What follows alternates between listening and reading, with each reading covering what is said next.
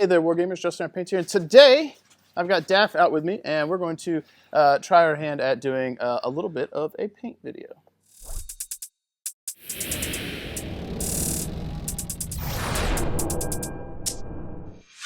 I'd like to welcome you guys back to the channel. Thank you for tuning in today. If you're new here, please Alpha Strike that like and subscribe. You want to do a punch again? You want to count it off? All right, 1, 2, 3. Alpha Strike.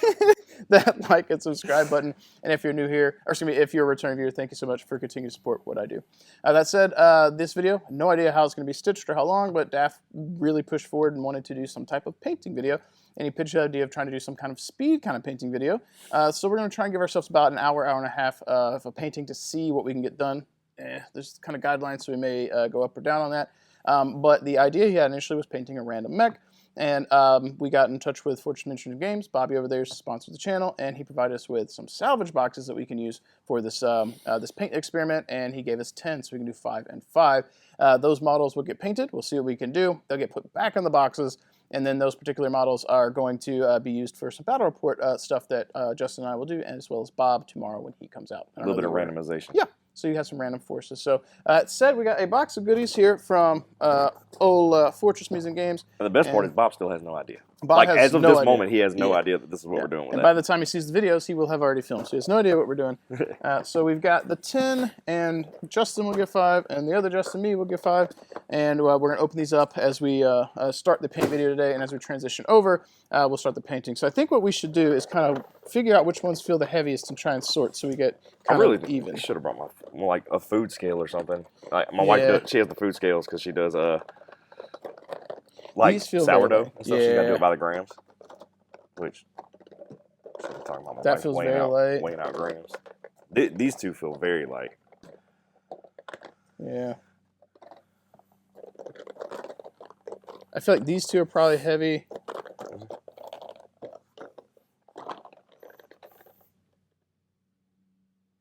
Yeah, this one's heavier than this one. Yeah.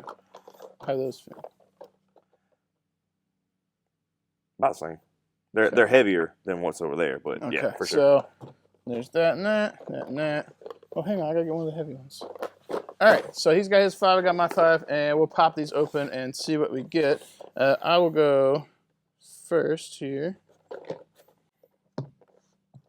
Actually, You gonna pop them all? I'm just gonna might as well go ahead and do the like slit the tape. Oh, that's a good one right there. That's just a good one. I won't talk about it real quick. We'll do what Justin's doing. I'll let you pull one out. Dude, that was almost dangerous.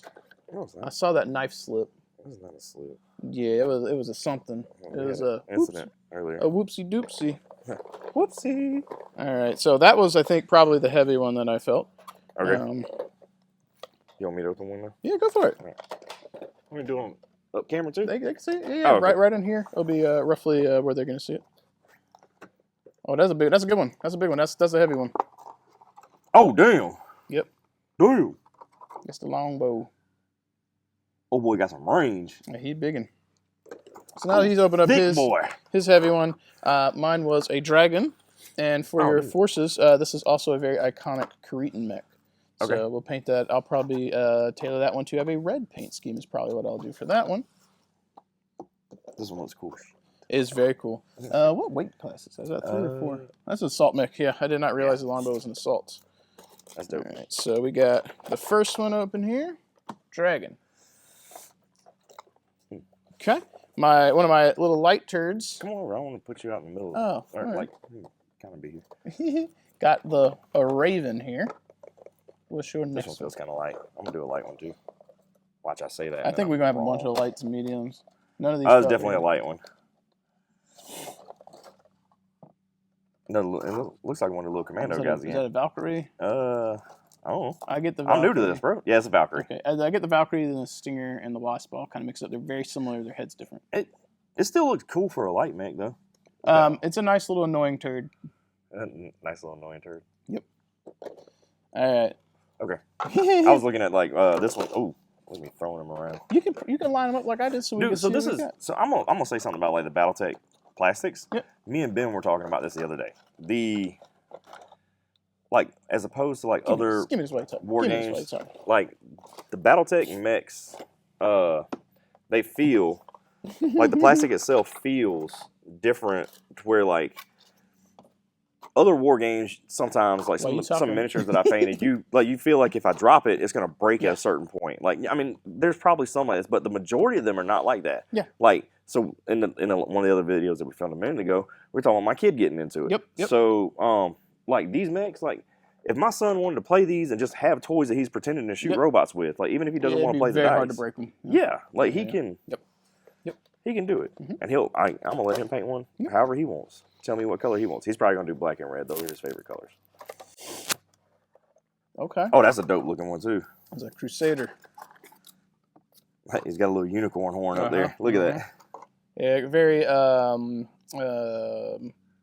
like a definitely almost like a Zaku or something. Yep.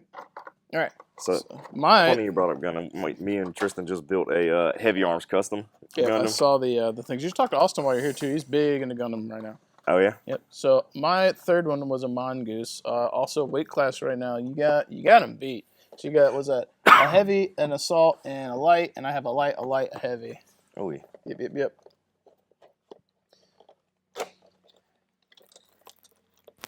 Okay. That looks like a heavy one. It is not. Next up is a cougar. The cougar. Going cougar. So that is also a light. So 3 lights and a heavy. I got an exterminator. A heavy. Another heavy. You got all the heavy ones. That's a big old boy. He's got all the heavy ones. This is funny. All right, and the last one. We did try to sort these, didn't we? It's here. I think I took the lightest ones here, and then you took the next lightest, and instead of shuffling, I took the first 3. And then I got one of the heavies, yeah. So Cataphract, yep. Cataphract with, yeah. My last one was a Phoenix Hawk. All right. Okay. I guess it doesn't matter that much because we're going to randomize when we do the draws anyway. So now, thoughts on paint schemes. I'll probably do this one as red because Curitas. We'll try and go full red on the dragon. This is a clan mech. So he's kind of an outlier. I feel like I might just try and tailor doing some red. We'll see what we do on that guy because we're gonna be trying to use some speed paints today. Okay. Let's see what we can do. That's my goal. You have any thoughts on what you want to paint? Black and blue. Black and blue. Okay. Like that. I think that would be like you can majority black. We can do some like gray, like edge highlights real quick, and then like a blue. Okay. All right, we can go blue stripe down or something. You know. Okay. I think I might end up doing a couple of these red because then they'll just fall kind of in with like your Kurita stuff. Okay. This guy doesn't really fall into that. He kind of needs to be probably kind of whitish or some kind of clan color. So maybe we'll do like, I don't know, were there any of the clans that sounded good to you when we talked about them? Not that kind of clan. No, I wasn't even going there, man. Jesus, Lord have mercy. No, I wasn't even going there. No, shoot. I didn't even get into like looking into them too much. So like, pick one for me, and I'll go with it. Okay. Like, I'm running completely blank here. Yeah, I mean, then that just makes it a little bit more cliche because Clan Wolf is best clan. That's a sarcasm. Beta Galaxy, best galaxy. Yeah, because you only got 2 clanners here. Sort of. The Mongoose, some of them kind of use it. This would also be really cool as like a Wolf's Dragoon. We'll see what I can do with speed paints. I've not really done black through the airbrush, but we can try. We'll see what we can do for some speed on these. So what I'm going to do, I'm going to pull these out because we're going to be moving with them here in a moment. And then we'll figure out what we're doing. Yeah. But I think these 2 are probably going to be Kurita, the Raven, and the Dragon. Let's see. The Phoenix Hawk could also stand to be Kurita, which is more red. Actually, so whatever ones we can do, black and red, Kurita stuff, let's do that. So Well, I mean, if we have a little variety, then when Bob pulls them, you know, it'll make a little sense. That's what I'm saying. Like a couple, like quite a few of them, black and red. I mean, they don't have to necessarily be Kurita 100%. Like when we use them, they can be counted as mercs. So this one is funny. This one reminds me of. I know you're not big into anime like I am. Yep. For some things, there was an anime that came on HBO. Oh gosh, it was about like a ninja. It had a ninja guy in it, but like they ended up later on. Spoiler alert if you've seen it. What is that? I'm gonna Google real quick. A little goggling. HBO.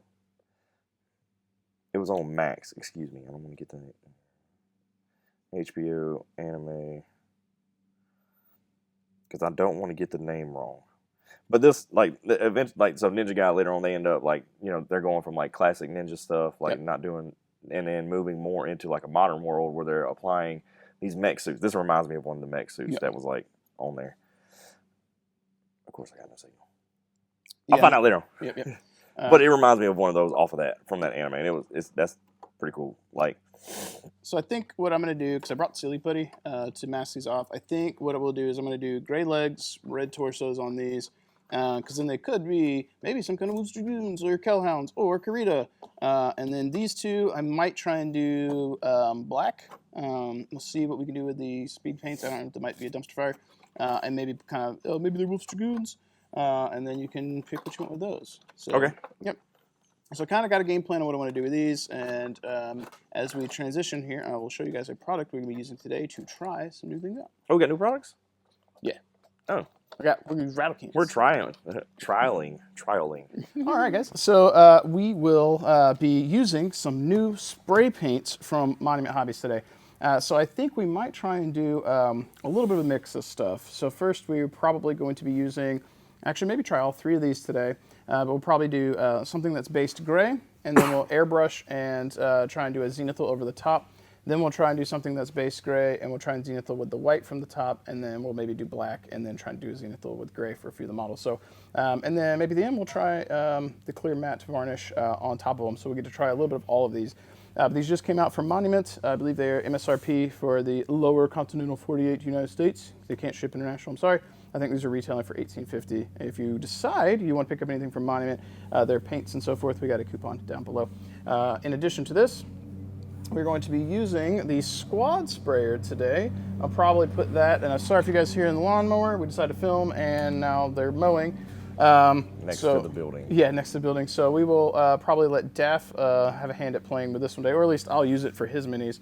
Because if he's gonna have them all kind of be consistent and not need to be 3 different colors of primer, this will be easy for him, and I'll just make do what I got over there. So, but this is from Squad Sprayer. They sent me a couple of these to review. I haven't got the review up, so we'll try it today. We'll get some feedback from Justin. This was initially going to be a giveaway because I have 2 of them, and I left the other one at home, so we both don't get to use the Squad Sprayer today. But we'll be using this, and we'll be using some primers. So, with that said, let's switch on over, and we'll start seeing how fast we can get these guys painted and ready for the tabletop. We're vlogging now. You should have set up and how they... Ooh. All right, guys, so we have got loaded up with the matte gray primer from Monument, because they're the guys, and we're going to try and blast these guys with some gray, and then I'll get Daff set up in a moment to be able to do some airbrush zenithal on these guys. When we're doing reviews of the Squad Sprayer, this is one issue that I will say has been a problem, is I wish these were spread out a little bit more. He could have been a little bit more central, but some of the guys kind of try and bump here. So it's a little bit annoying because there's not quite enough space.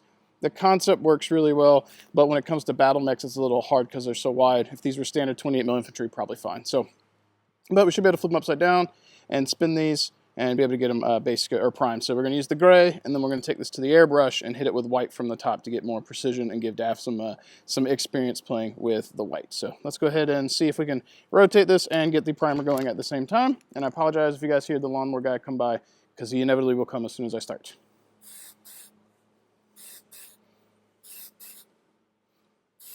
You can see that guy's bumping dude's arm, so he's not wanting to rotate, which is exactly what I was afraid of.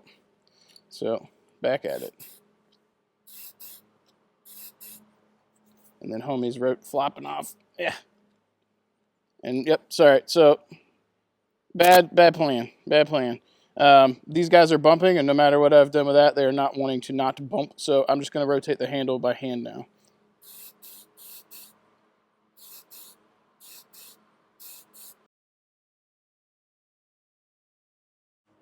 All right, so at first glance on these while they're drying, these rattle cans are a little expensive, but like the coat looks very even and clean. Like I'm actually pretty impressed with that. We usually use Rust-Oleum, which is fine for the price, but like, this is really good.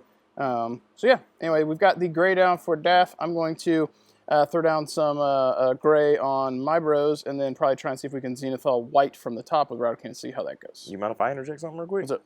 I just noticed, like, I use, when I do my D&D minis and stuff, or anything that I have painted, the rattle can from, like, regular Rust-Oleum, I use the 2x primer, the primer dual coat thing. Like, it comes out, like, grainy a little bit, like, and you could tell that the droplets are coming out are bigger. This is, it's... Yeah, it looks smooth. It looks smooth. That's kind of what I was noticing, too. It's not very... there's not a lot of particulate, and maybe that's the pigment size on the Rust-Oleum versus this. Maybe it's more high pigment. Yeah. I feel like we're getting some wobble, and I'm worried he might fall. No, he's on there. All right, cool. All right. That middle one, though. Yep. Yeah. Anyway, I just want to make a note about that. That's just me being a beginner seeing that. Yep.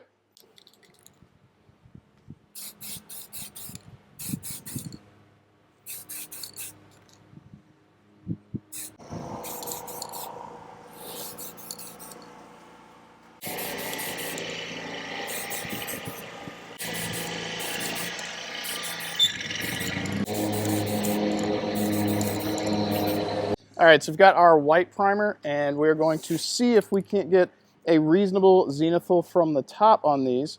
This is a question I get from a lot of people who don't have an airbrush, so we're going to try this and see what the precision is going to be like. So I'm going to try and aim from the top and get the highlights and leave the gray as the shadows. Those two little sprays that you just did were the first two that came out of that can, and it's like sometimes you get that little bit of air with the cheaper tans. Yeah, these feel good.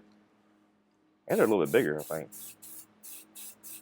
They are bigger. They're 25% bigger than the other ones. So looking at that at first glance, I'm going to give them a little bit of a pop from the rear here.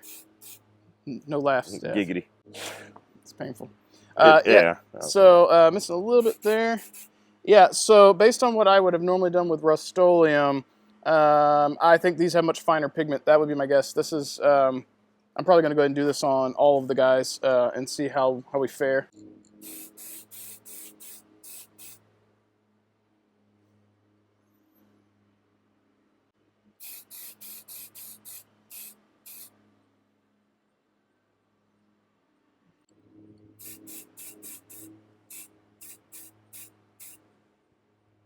Yeah, so basically sitting here trying to see if I can get a little control over it. Whereas with an airbrush, I'd try and get that really heavy here and then fade it back. And not too bad. We got, like, on the feet, more focused here, and then you still got the dark gray there, so not bad. I'm going to give him a little spritz here and see if I can get a little bit more on his nose. This is the first time I'm going to point this out. Yep.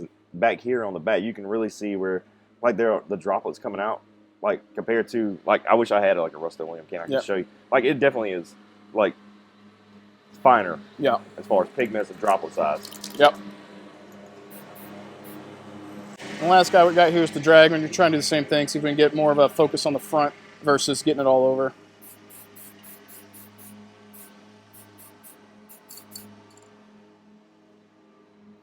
Yes, you definitely have quite as much control as you with the airbrush, but I think, again, because the pigments are so fine on these, we're getting a nice fade without having to work too hard, so it's actually not too bad.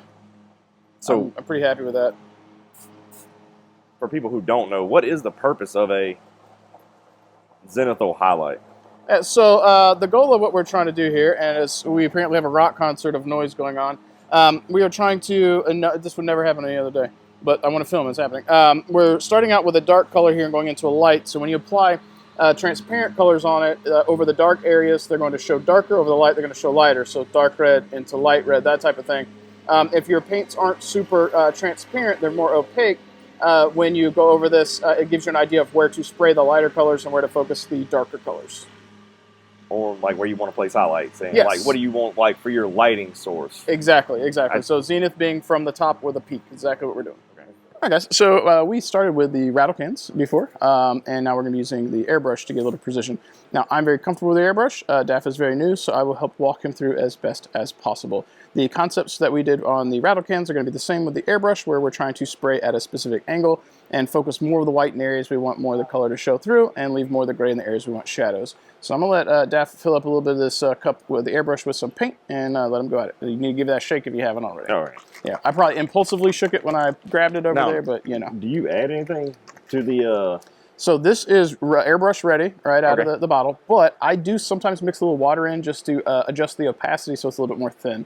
Gotcha. I think what would probably be best is if you spray like a model first and then see how you're feeling, and then if you feel like you want to adjust the opacity, we'll go from there. Okay. And airbrush is the Badger. It's Patriot 105 with the rear shell removed. This is Austin's because I left mine at home and Daff left his in another state. Well, and I had the same. Yeah, he's got the same one, so he wanted to learn on what he owns. So we'll just put a couple drops in there. Fill up like half the cup. Yeah, that's plenty right there. Okay. Yep. All right. And the first thing that I do, so he's doing what I would do. You spray a little bit out. I usually do the back of my hand instead of the underside, which is grabbing stuff, but that gives you a pretty good idea. Yep.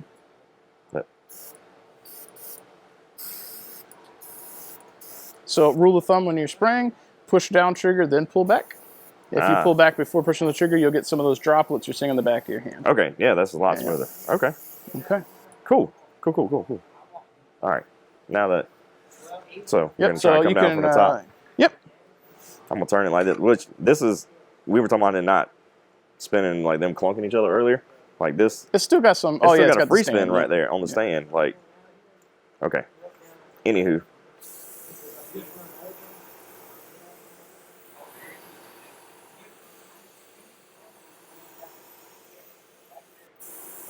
Okay. I want a little bit more up front. Yeah, do your thing.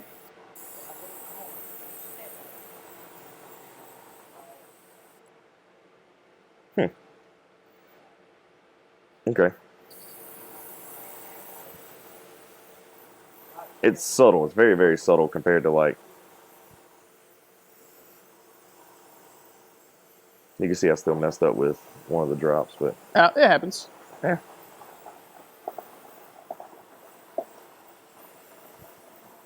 You may turn me on to airbrushing yet. I'm trying to try. I'm going to speed everything up. Now, you said you wanted to paint these guys green? Yeah. Like, what kind of green? Not a camo green, not an olive drab. Like, I feel that's like too cliche with the military stuff. So. We'll see what we've got in here for some, like, you want like a bright green? Yeah. Okay. Like,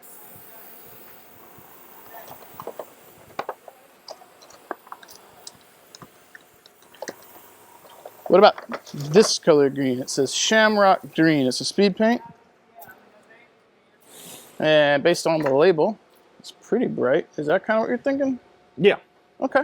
Well, I'll get that shaken up. If you're talking about like time-wise, like, okay, so if we had, I'm going to set the airbrush down on the rack real quick. Just, all right, so look at, I'm going to grab just one of your random ones. Comparing this, I'll flip this one. Yep, flip the camera, yeah, so you can see where your framing is, yeah. Yeah, okay. So here's the ones that I just did. Like, you know, we've seen me do these. And this is the one that he just did comparatively, if I can get the focus to go right. There we go. I mean, it's very similar. Very similar. Yeah. And you're talking about like if you need the speed stuff, if you're at home doing your own speed stuff, like hell, I might pick up some of those Monument spray cans. Not too bad. Yeah, it's very similar. I think even then the particulates, the pigments, like I'm seeing a little bit of fade on the back of this guy back here. Yeah, that's what I was looking at earlier. Little dots, but it's not bad. No, not at all. Yeah. And the particulate size looks very similar. Like you can see it when I'm on there where I was fading down. Just so if you are done with the white, next thing to do would be clean out the cup on your airbrush. Okay. So for that, because we're outside, we have a spray bottle of water, and you can literally just spray it, dump it, spray it, dump it. I wonder if I can do the bottle trick. Nope. Nope. Nope. Huh! Oh, darn it. Why are we doing this game, Daff? I don't know. Occupying time. This is what the kids do, okay? Yeah, all right. Well, you know what we think about kids in school. Huh? All right, so... What'd you say? So you know what we think about them kids in school? Oh, yeah. All right. They're rude. I'm not rude. No, kids are rude. Kids are rude. Teenagers are rude. They are rude. Sometimes. Hey, kids, if you're watching, don't be rude. Don't be rude. All right, so the next thing I would do is run this speed paint through an airbrush because we've set up the zenithal on these. So this green ought to be bright on the bright spots and dark and the dark spots. So this one's going to be very different from the other color you did. Yeah. Because it's going to be very transparent. Be careful when you squirt that because if it's got a dry tip, it might try and shoot the top of that off. So just a couple drops in there. That's probably good. Yep. And then with this one, because you've got the transition on his glove like this, you can spray kind of where you already sprayed and get an idea of what this color is going to look like before you hit your models with it. All right. Oh yeah, that's what I was thinking right now. Okay. That's what I had in mind. Now, when you do this with the speed paints, it's best to do multiple thin passes as you go. And then if you were to go over that spot again, it's going to get more intense and dark. So you don't want to you want to kind of go thin and then put more layers in areas that you feel need more coverage. Okay. So generally, I would start with the underside first, then work your way to the light side. That way, if you're hitting any of that dark stuff with the light side, when you're spraying the light side, it just makes it darker versus messing anything up.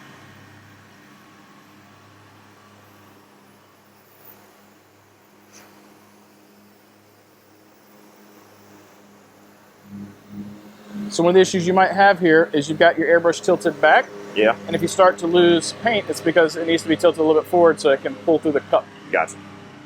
Now, what size needle does Austin have on here? Do you know? I believe that's the same one you've got. I think it's the 0.5. It's got the blue cap on the back, so I believe it's the 0.5. It's not the 0.5, it's the 0.35, but I think these come stock with the 0.5. I was like, because I know you said something about when we were talking yesterday. That I've got the 0.7 in mine. Yeah, I just like the needle to sling some paint. The 0.5 is still plenty good. When I did the 0.7, it's because I was doing lots of commission work. Yeah. Makes sense.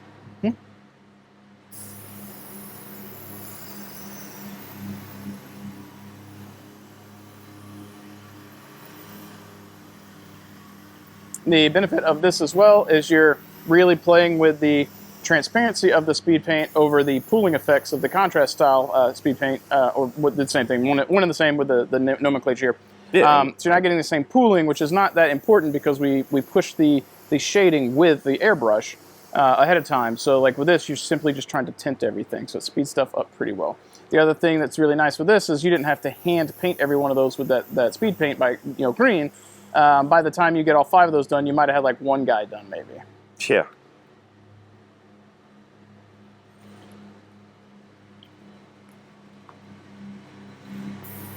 And while I really do like Monument's paints, the speed paints are really good for batch painting. And right now we've showcased their primers, which I really like. I do own their whole acrylic paint line as well. I use that more for my high-end work. For stuff that just needs to be good enough, I use the speed paints through an airbrush almost exclusively. It's just a lot easier to deal with. If you use their standard acrylic paints, you might have to thin them down to get them to go through the airbrush, which is fine, but in this particular case, you get a pretty fast effect without being quite as clean as the other stuff or as detailed, but this is, for tabletop standard, this is the way to go. Yeah. Okay. So now I would probably pick up your handle and kind of look on the undersides of it and make sure that you got everything. Yeah. Especially when it comes to So with what you're doing now, it might be easier to tilt them forward and then spray. There you go. Look at your me paint, learning. Look at, you know what? It's like you've done this a time or two before, Justin. Yeah, yep. The way that I like to articulate this, I used to have a better term for it, but for those of us named Daff who know how to shoot guns, if you were able to just make it easier to hit the target versus having to put the gun in a uncomfortable position, if you just move the target. In this case, that's your target. Yeah, just like, you know what? I want to hit the bullseye. I'll just move the bullseye closer. Yeah. I like it. Okay. Yeah. All right, so the next step for these would be to let them dry. and then we'll start working on whatever detail work that you want to work on those. Okay. And while those are drying, I'll grab my bros and step up to the airbrush and see what I can get done. Now I'm up in frame, sort of. Let's turn the camera. All right. All right, so I picked out a few paints here.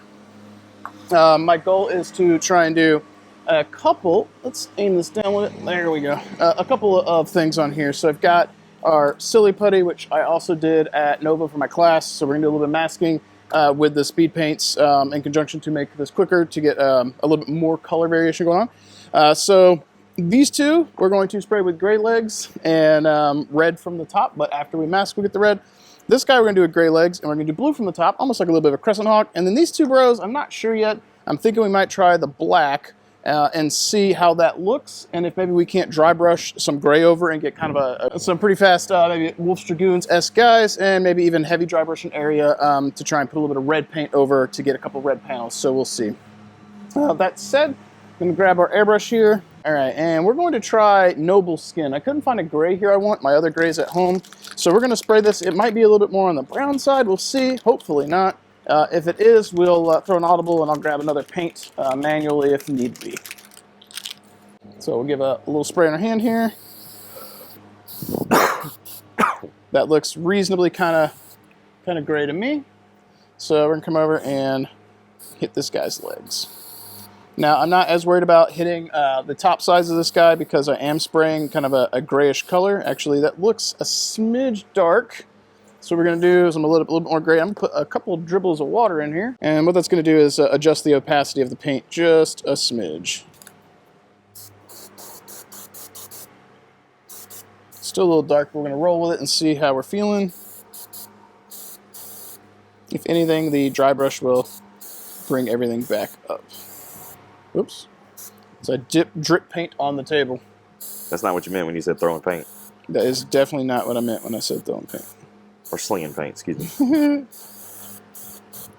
So the coverage on this one's going to be much darker than what Daff was doing with the green, which is why I put a little bit of the water in there to adjust the opacity. So this is actually a little less dark than it would have been, but it's still pretty dark, so it's okay. When we come in with the airbrush or the dry brush, we'll brighten up all of the legs and so forth on there.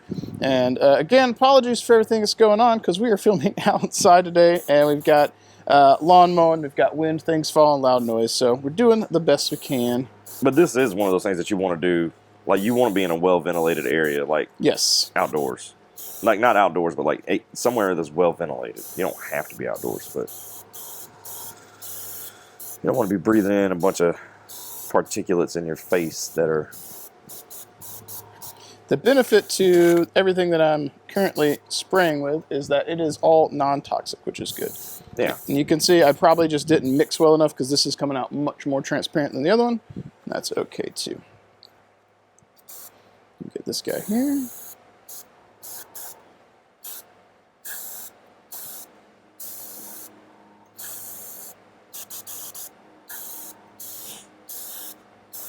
I like how you were like, blast some green on there, Justin.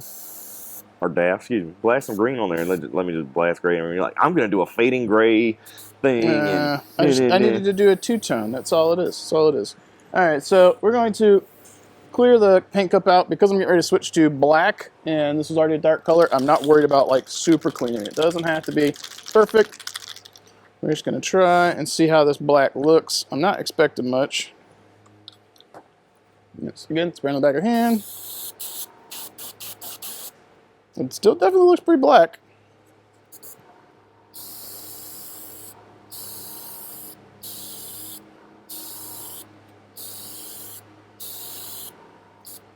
Yeah, it's a super black. Okay, so I'm probably going to leave a little bit of that white. Ooh, actually, if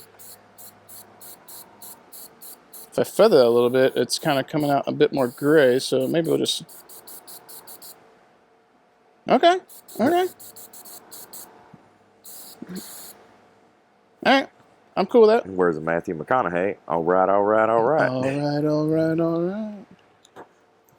Move these little bros out of the way. A FedEx truck driving by right now. Yep.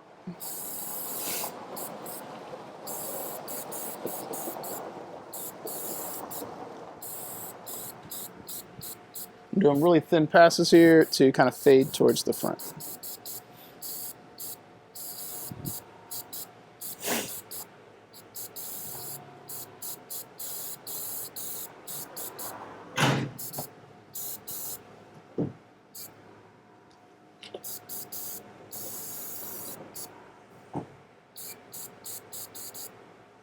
Yeah, so I'm really liking that fade we got here. That's actually pretty nifty. I'll come back on this mongoose and hit the back one more time, just to darken up this back area just a little bit, push that contrast. Okay. Can you insert the video, the more you know thing?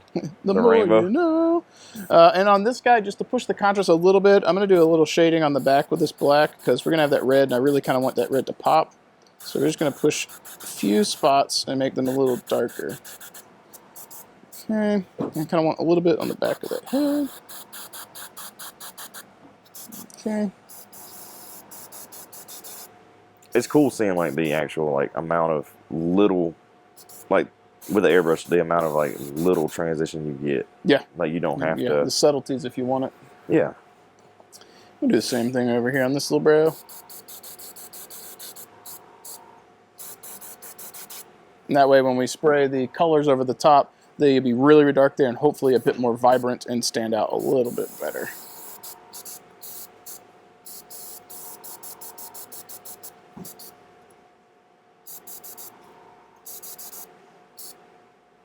Okay, so now I need to let these dry so I can mask them off with the silly putty and not pull the paint back off. To aid with that, I'm going to grab a hair dryer and really blast these guys with some heat. Yeah, thank you. All right, so we've got the hair dryer down, and the next thing we're gonna do is grab that silly putty. I'll help you. Daff trying to help me. I appreciate you. All right, so is my X-Acto blade in the top of that paint box? I can check. I think it was. I think I've seen it. Yep. Can I have that, please? Yes, sir. Thank you. Again, Monument Hobbies. Monument Hobbies, sponsor of the channel. All right, so the two black minis here, we don't have to worry too much about it. But we're going to come in here with our silly putty and try and get as close as we can to the top of his waist here to cover up the model. So we're going to get that really thin. And it's okay if we cover the bottom of the base, and that's why we've got our X-Acto blade to come in here and start to press down and try and get that flush, so we're covering, well, as best we can, the legs and the hips and not the torso, because we're going to be spraying the torso a different color.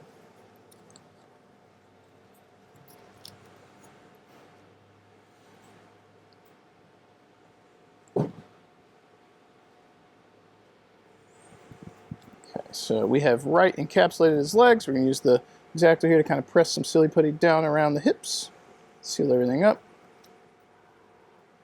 And see, I'm pulling that stuff away from the torso again as best we can.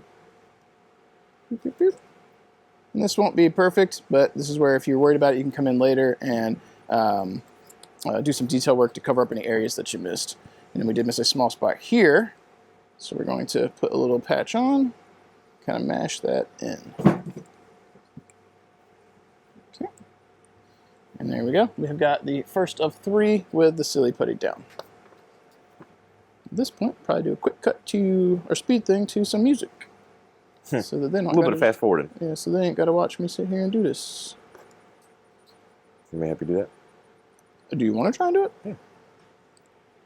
I gotta learn something.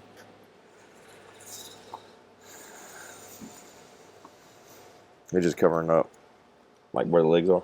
Yeah, basically the legs up to his waist. Okay.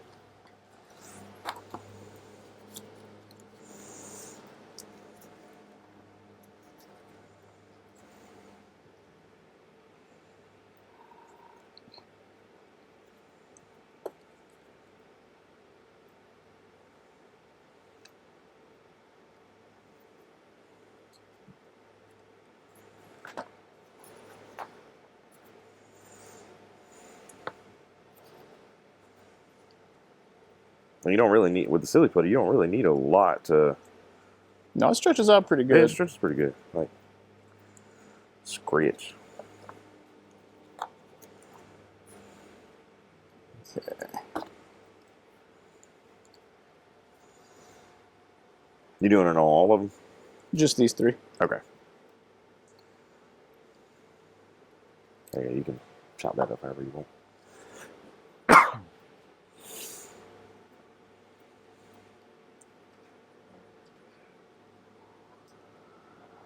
Ooh.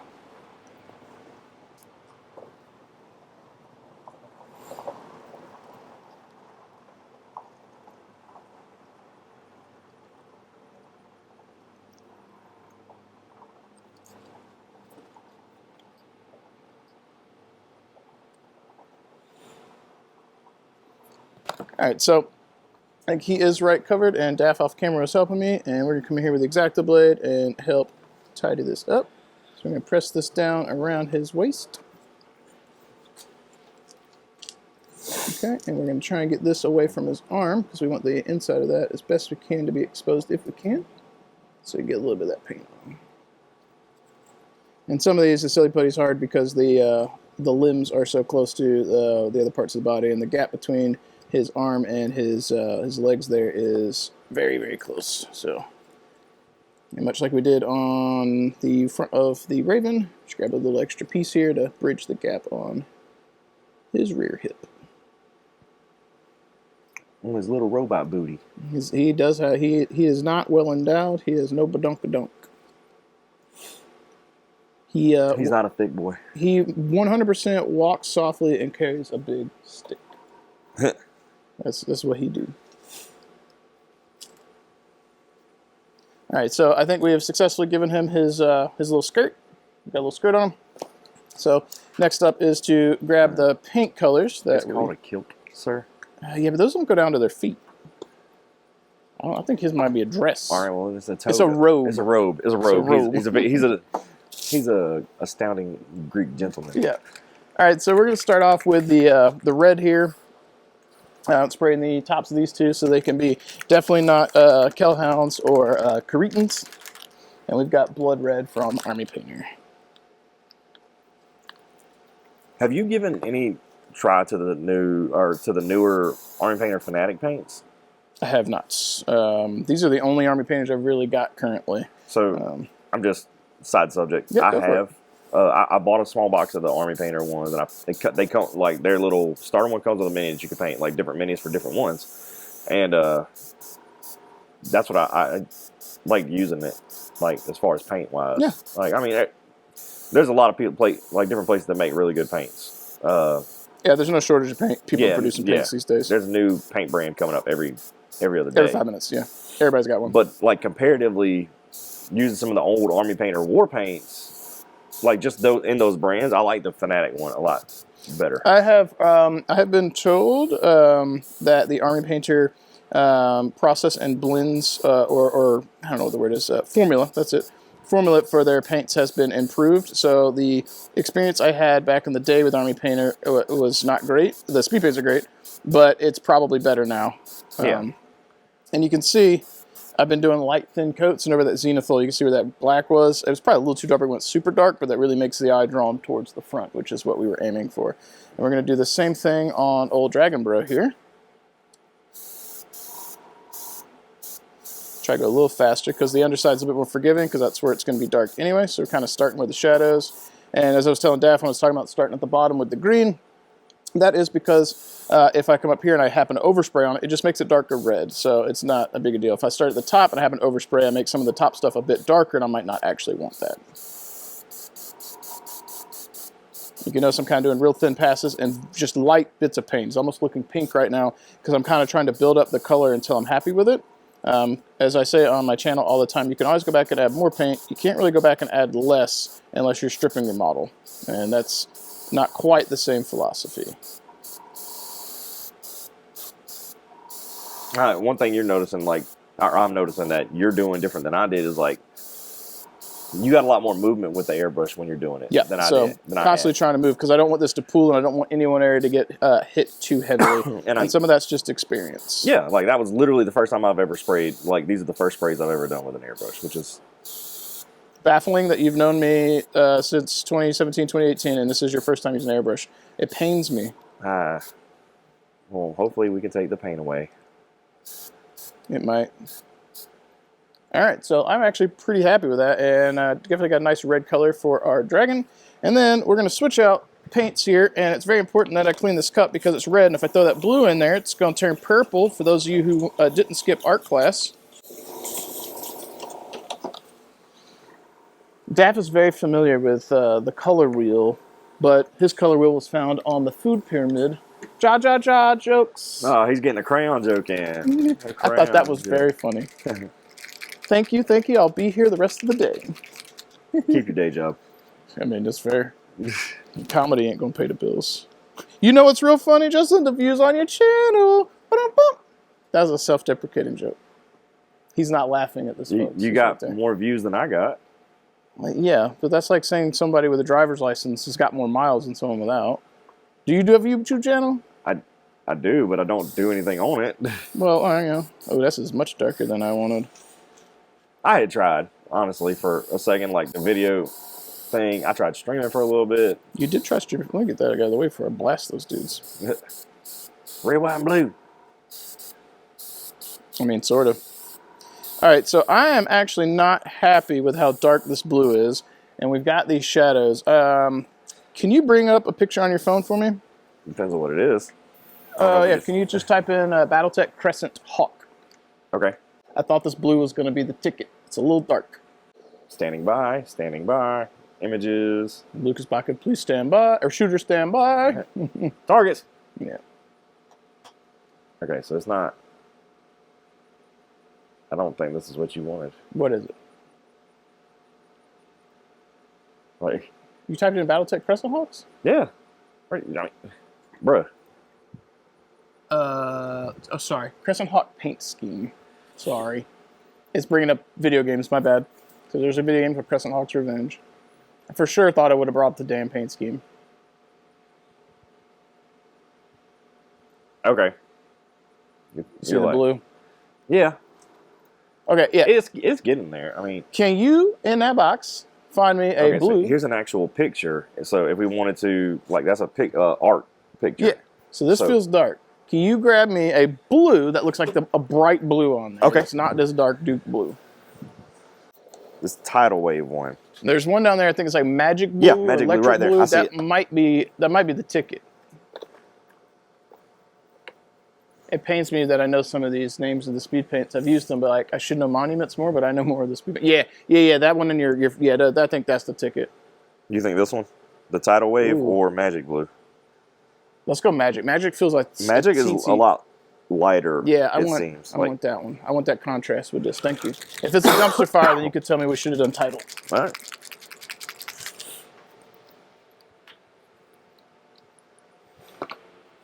All right. So spot on the hand. You know, it's not already. That's exactly what we want. Oh yeah. Relative to that. Oh yeah. Yeah. But because I started on the shadows, I could come in and correct and at least get the bright spots of this. Oh yeah, 100% where I want it to be. This is gonna look good. All right, that's looking dope. Blue's my favorite color, so.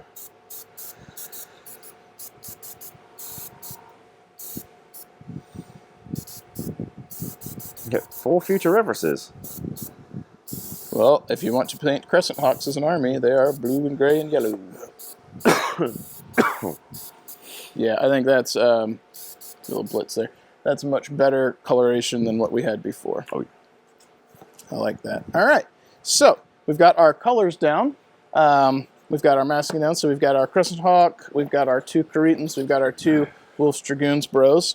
In terms of time investment with moving stuff around and having to cut and wait and do whatever, I don't think we're actually have taken that much time to get where we are. The next step would probably be, do we want to dry brush first and then hit them with the contrast? Yeah, so we'll dry brush them, then we'll hit them with the gloss varnish, and then we'll hit them with the oil wash, and we'll matte, and then we can do final details as we see fit. Next up, we're going to work on doing some dry brushing. So speed paint's done. And I've got some paints at our disposal here to try out. We've got some 2 thin coats from Duncan, which will probably be pretty good for what we're needing here. I don't have a lot of experience with it. But in a pinch, we'll use what we can use. Normally for dry brushing on some of this, I would be using neutral gray. For Mining Hobbies, I don't think we have any here on hand, so we're going to do our best we can with what we got here. So first up, before we start pilfering through paints, the next thing that I would be doing is getting the silly putty off our minis here. So we'll just grab some silly putty that was fresh, poke the models with it, and it'll start to come right off. Yeah, got a little dab there, and you can see with minimal effort, we've got a two-tone model without actually having to work too hard at it. Jamming, sticking.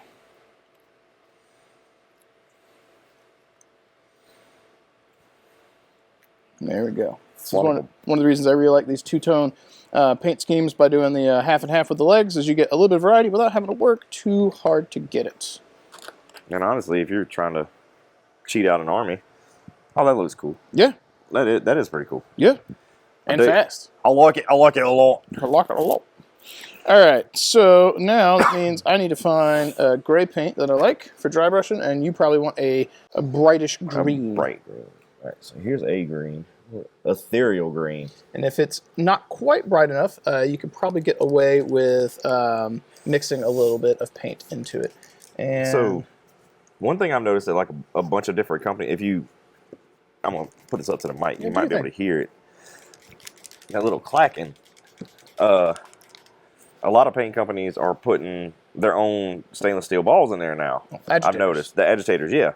To help you, or to help people, not have, like when you're shaking them, it makes it easier just to already have an agitator in there, yeah. so you can get your paint mixed up. Yep. Yeah, because like I bought a box of them, and I put the agitators in there, and I was spilling paint every damn where, like getting paint all over shit where it didn't need to be.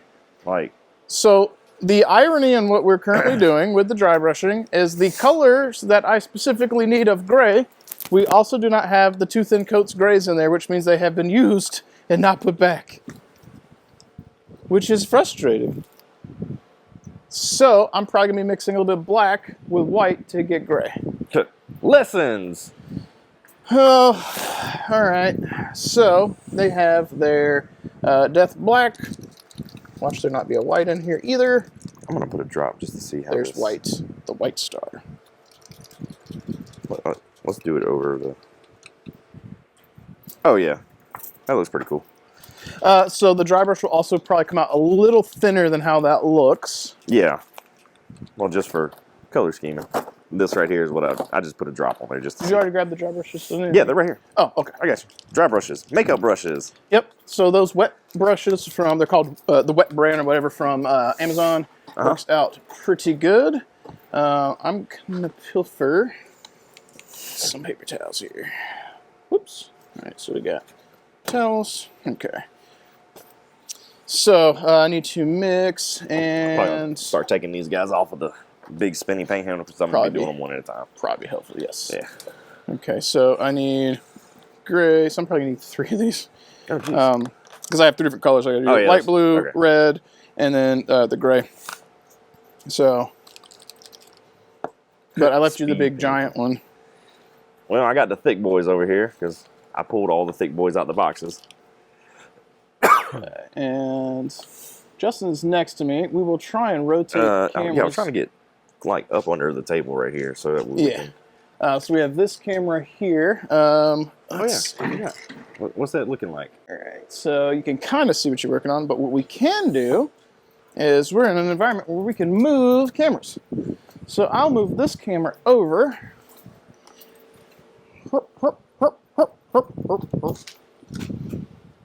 I'm a little fella.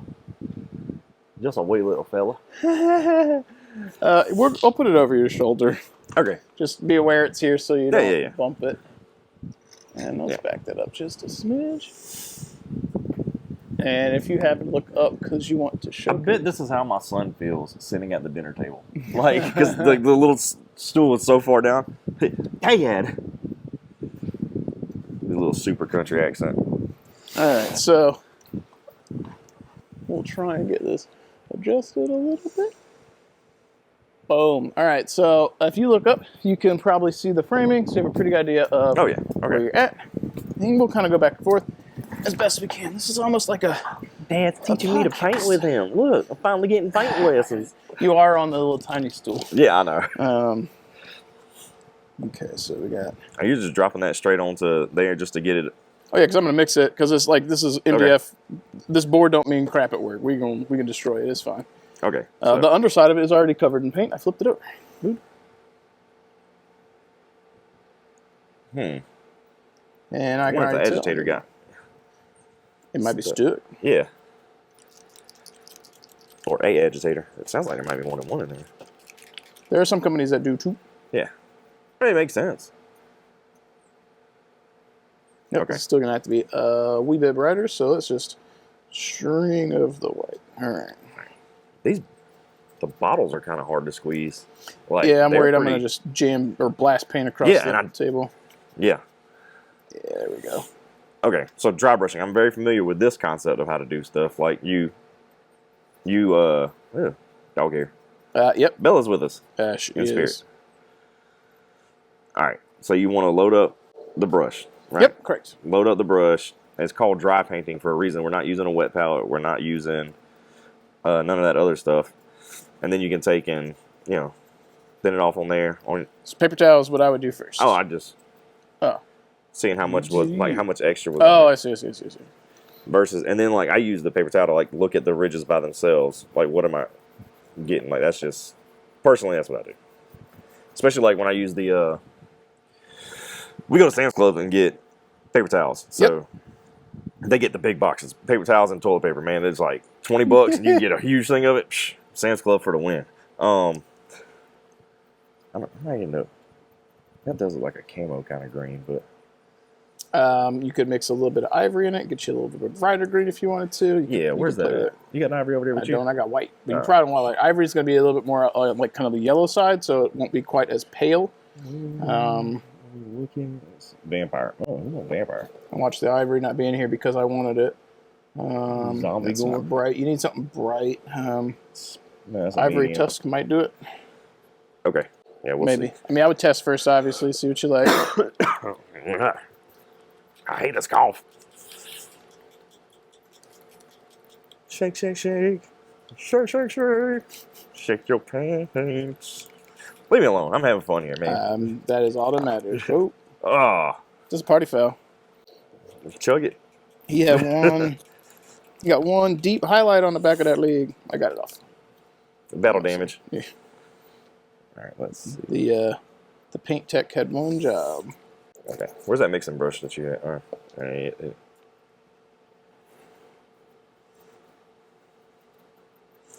Don't lick your brushes. I am a brush licker. I am a brush licker as well. Amanda, I'll be in there painting, and she makes fun of me because, yeah, that'll probably look a lot better. Right there.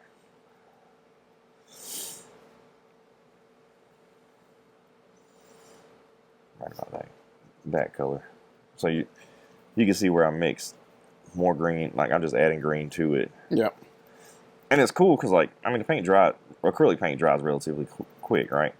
So you can get some good working time in there with it. Still dry brushing, you can still just pick up the pigments off of whatever,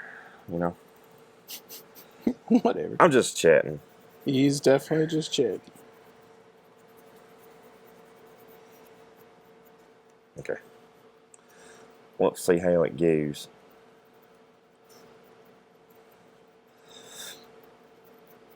And if you're giving tips on dry brushing, what kind of a tip would you give to somebody while dry brushing? What's?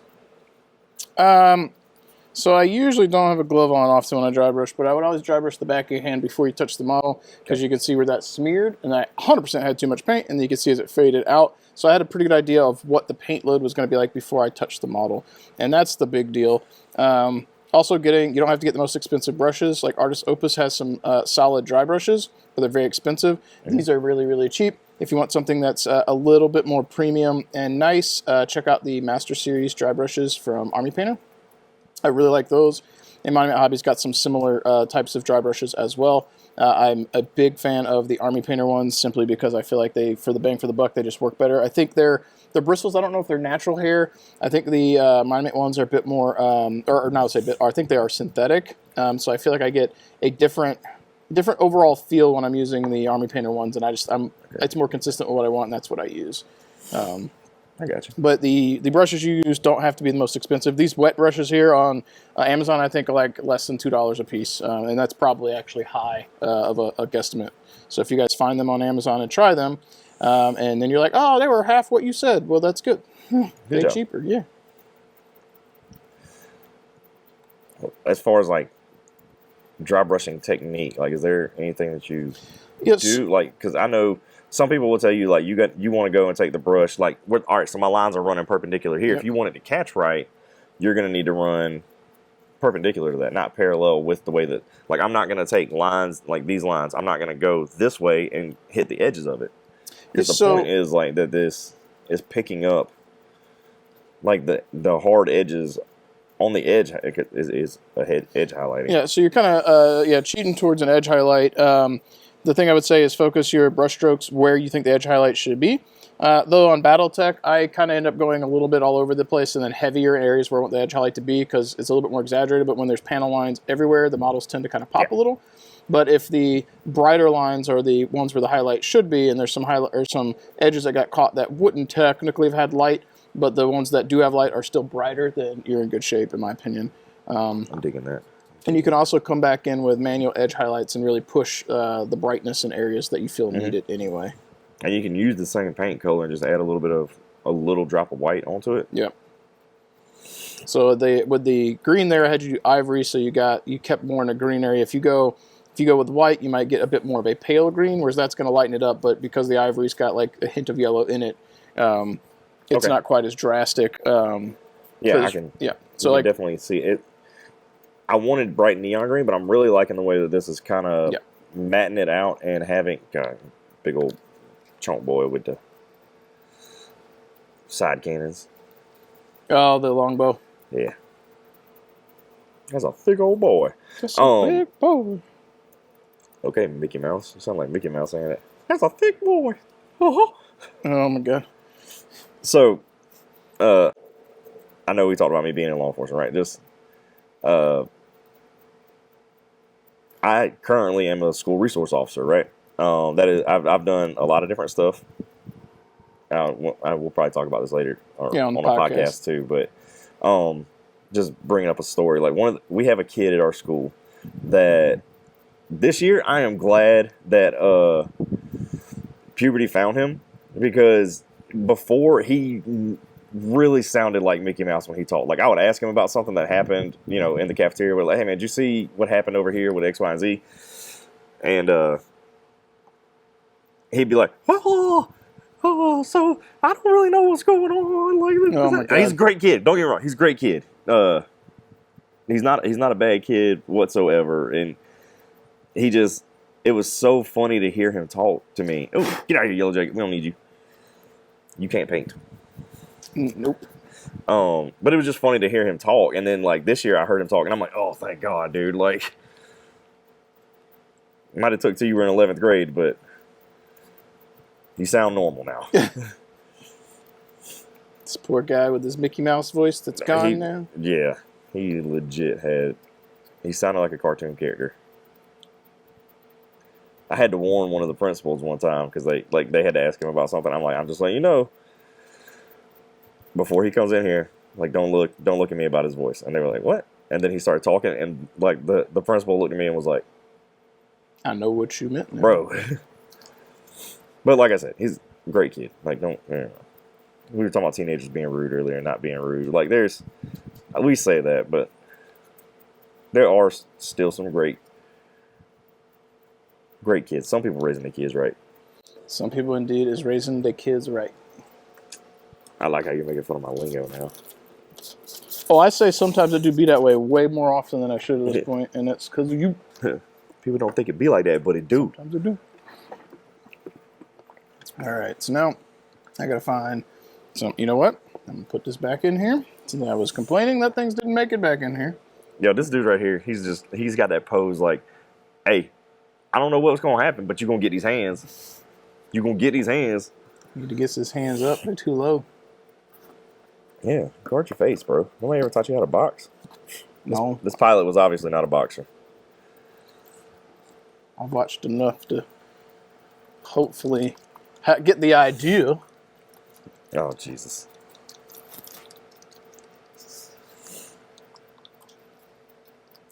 Great Jabus. Damn, I had another little drop. I ran out. That's too dry.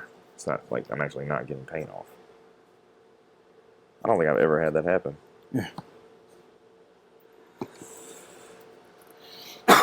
So here's a tip with red paint, and I want to lighten it up a little bit, and I'm using a flesh color instead of white, because white gets you kind of pink. Actually, I'm going to put a dab of white in there, because that flesh color is dark, and we're going to go lateral. Dark AF. We don't, and this is like elven skin. I was hoping for like more like a fairy elf kind of. Duncan's got some really interesting names with some of his paints. I've noticed that. Like, the Duncan Road paint line, like, interesting names. I wonder if we stayed on time for our hour and a half that we were talking about. I don't know. But, like, this is called Ethereal Green, and it's looking more olive drab. I don't think these guys look like Sherman tanks. No. P. Sherman, 42 Wallaby Way, Sydney, Australia. Sorry. Going back to Finding Nemo. I don't know if I've ever seen that all the way through.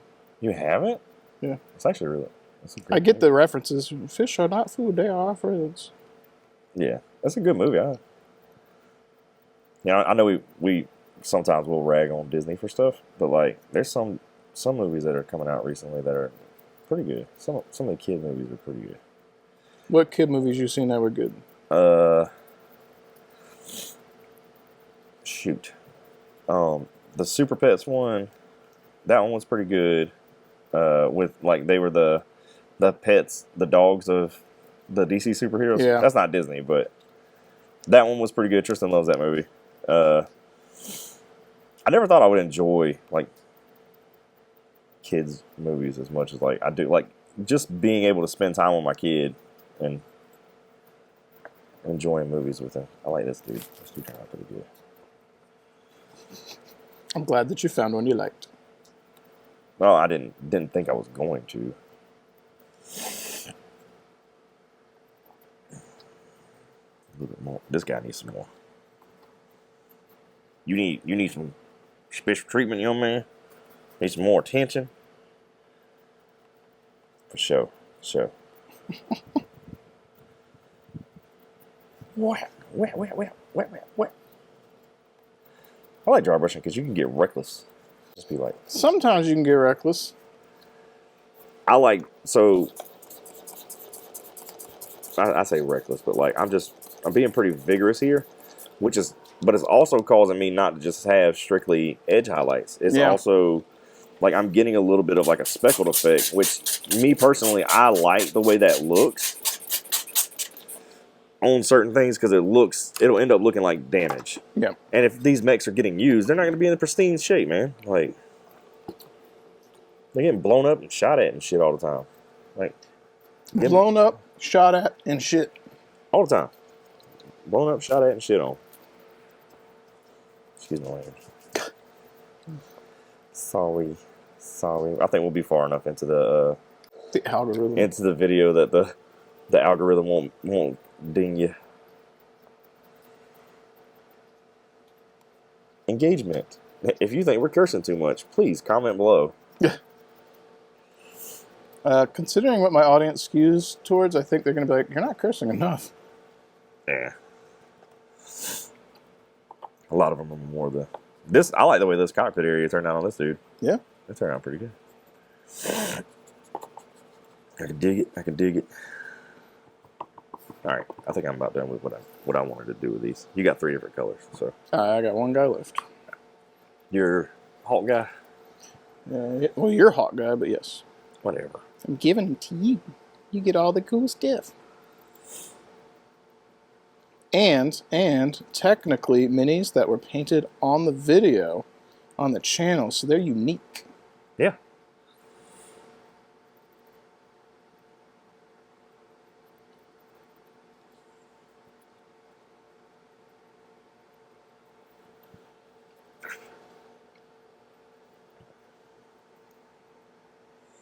Do you want to see what I have achieved here? Yeah, I was looking at it.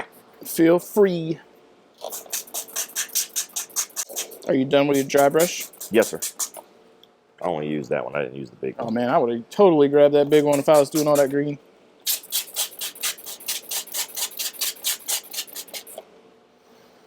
Your Not a Gundam looks cool. I would have blasted those minutes. Okay. Okay. Or in the words of a... Ermagerd? Huh? Is it Ermagerd? I was like, Ermagerd? No. You gotta go. Hats off to Cardi B. Okay. Who's Cardi B? Some rapper chick. Amanda be doing that to me all the time. Like, we riding, I'll tell her something. She'll be looking around. She'll be like, okay. I'm like, you're not that. Like, stop. Like, you're not even a Cardi B fan. Please stop. Sometimes it do be that way though. Oh, you want to spray this one off too? I'm gonna let you be in charge. Cool. Gotcha. So while he's cleaning up the brush, next step for our speed paint endeavors is to hit these guys with some gloss varnish. Why gloss varnish? Because we're gonna hit them with you want oil your minis wash. to look matte when they're done? They will. Pro tip.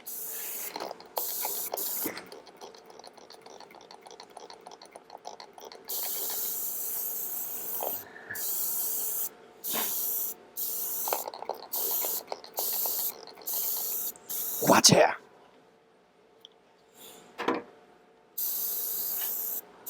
It's also important to varnish minis, in particular when you're using speed paints from Army Painter. If you've got, these are the Mark IIs, but if you've got the Mark Is, they will reactivate when they get wet.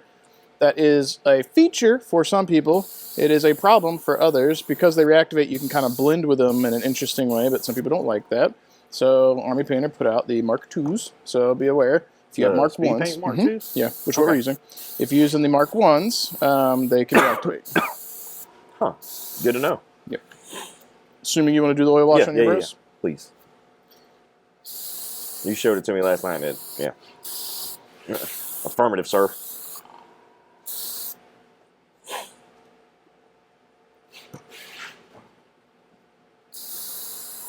Roger, roger. Had to throw hands up in here, boy.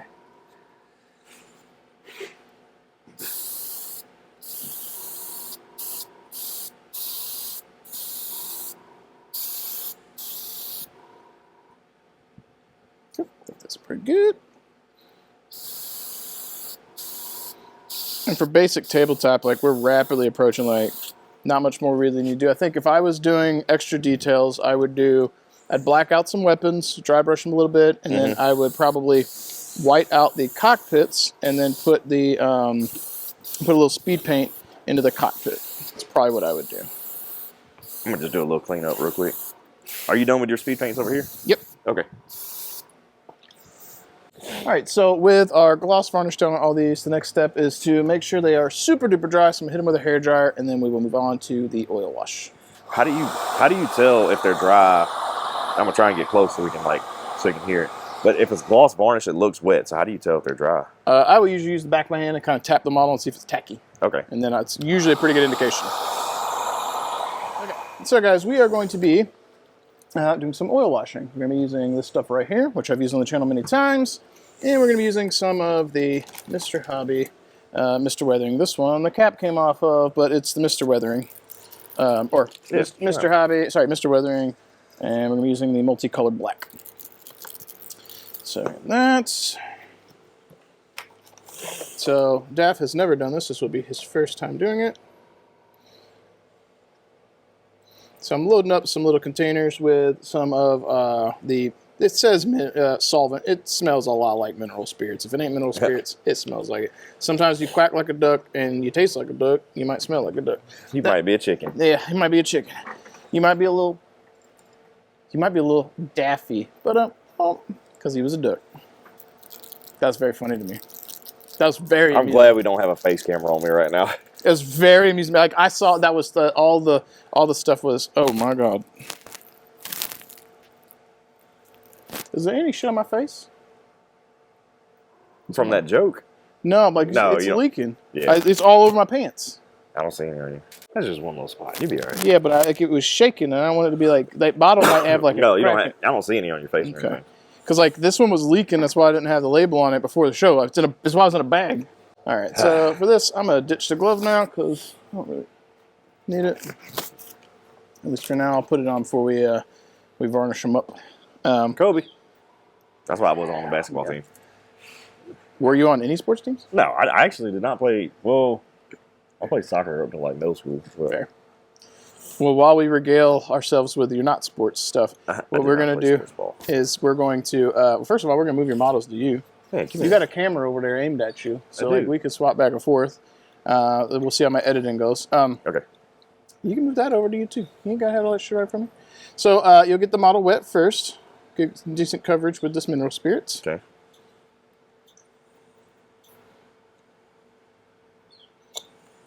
Roger, Roger. And I did take a glove off and I forgot. If this runs down your fingers, you're probably okay. But that ink's going to get on them and your thumb might look like mine. So you're going to look like you were changing oil. So once I've got the guy covered with the mineral spirits, I will come in and get a dab of the Mr. Weathering oil. And then I'll start going to the model. And because it's already wet, you can kind of maneuver it around. Get it where you want. Go for it. Just get, oh. Yep. Yeah, it doesn't matter if it's too much. We're going to clean some off later. Okay. And then sometimes I'll dab a little bit into the brush while it's got oil on it so that I can get it kind of runny. And we're basically just trying to get it down in the crevices and recesses of the model.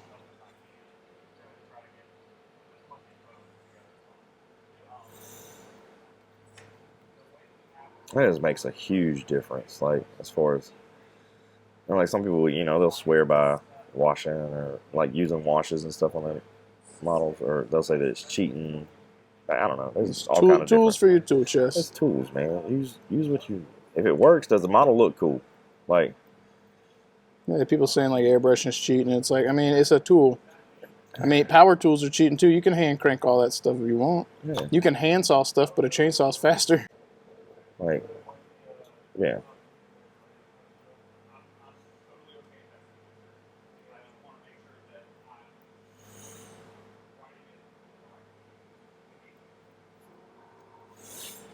I was really thinking about it. I should have brought my bow and arrow for.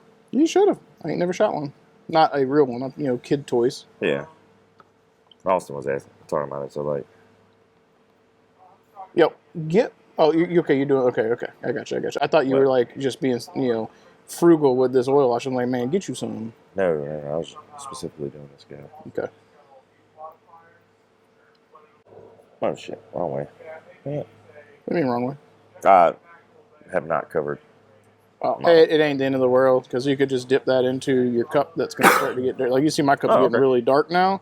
Yeah. And I kind of dip it in there to get a little bit more runny if it's not running the way I want. So back and forth. Okay. This mineral spirits or the. So it's not like mineral spirits help on the outside, but it's not a like end all be all. You're not going to mess up this. No, it process. it helps stuff run, and then I'll come in and just grab some more and just do whatever. Okay. Like, as long as you got a gloss coat on it, like it's hard to screw this up. Gotcha. Gloss coat being the key. Yes, there. If you do not have a gloss coat, your models will look real, real bad, and you'll be real, real sad. Real bad, real sad.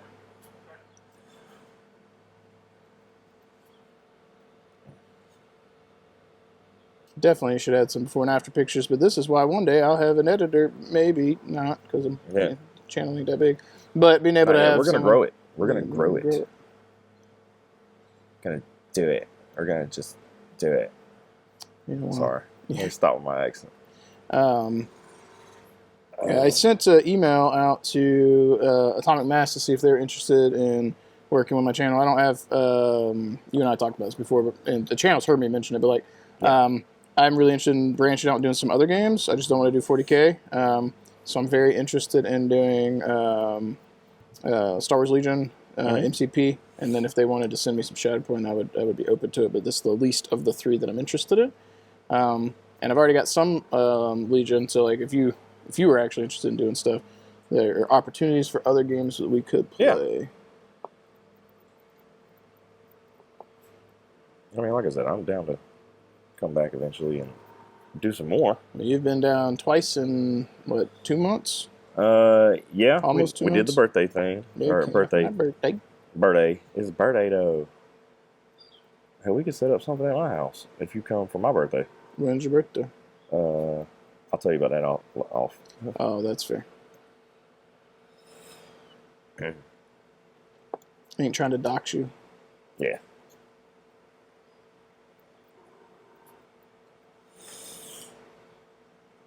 Yeah, but you know how I feel about some of that stuff.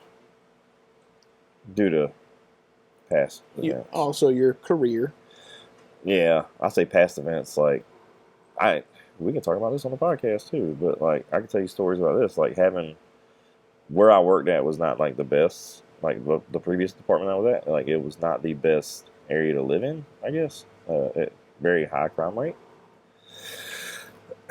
So being on the SWAT team and having a canine and stuff, like we got threats all the time. If you get to meet Jessica's buddy, mutual friend of mine as well, won't say his name because. Oh, I forgot to bring the patches. Yeah, I was gonna ask you about that. Shoot. You could throw them in the mail. Yeah, I'll mail too. It costs like $4, if that. But yeah, so like he had an instance where he arrested some lady's baby daddy, and he went to prison because felon. She got mad and she saw him in public and decided to make a huge big stink, and he handled it like a pro. And his I guess police chief or whatever saw it, and he's like, "You handled that way better than I did." And he's like, "Well, I was off duty, but like I still need to conduct myself in a certain way." And he was very polite, but she followed him into businesses downtown yelling at him. Yep. And he didn't he's just doing his job. So I've also seen body cam footage of him fighting somebody who was going for a gun. Mm-hmm. And imagine and maybe you do this, but like I just imagine if I was rolling with somebody fighting with a gun, there'd be a lot of explicatives. There'd be some curse words and very not. Oh, dude! Like I will commands. I will tell you, like, so when I went and started working at my department, like when I was at the police academy, they would tell us like, "Oh, y'all are going to work there. Like, y'all gonna get like 2 years worth of experience in 6 months." And I was like, "Huh, oh, cool," because like I grew up there. Like, to me, this is just normal. It's normal how things are. Like, and even like going in the Marine Corps and then coming back, like I come home and then I forgot how it was. And so they would tell us like, "Oh, you guys are gonna get 2 years of experience in 6 months," and this, that, and the other. And we're like, "All right, cool." Like, blah blah. Then you start getting into a fight every other shift, and like, bro. Yep. One of my very first like knockdown. Oh, that's too loud. No, you're good. My very first like knockdown, like drag out incident where like dude was shoplifting from a Maxway. I don't know if anybody knows what a Maxway store is that's watching this, but he was shoplifting from a Maxway and then like got caught, and the business wanted to press charges for what the guy was stealing. Yeah. Because when he got caught, he offered to pay for it and all this other stuff. They're like, no, we're past that point. Like, so business wants to press charges. We're gonna follow through. That's what we have to do. Yep. As soon as he was my sergeant at the time. As soon as he goes and he's like, "All right, sir, go ahead and put your hands behind your back." Good, like, goes to grab the guy's wrist. Guy goes to turn around and goes to swing at him. Yeah. And the fight was on from there. So a couple years ago, we had went to. I don't even like going. Like, I don't like going to bars in the places that I had worked, just because. Yep. Like, if I'm gonna have an adult beverage, I'm gonna have an adult beverage at home. Yep. I'm gonna scoot these over. Yep.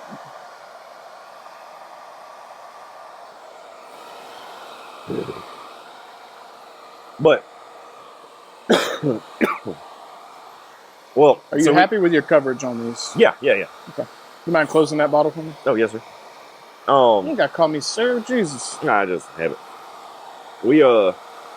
So we're out of this bar for like one of Amanda's friends' birthdays, and like I was going to BD for Amanda anyway, and I look around, there's like, we're going, and there's a guy, he's like eyeballing me, and I'm like, and she's doing her thing with her friends, like, you know, whatever, like they're singing and joking and doing whatever.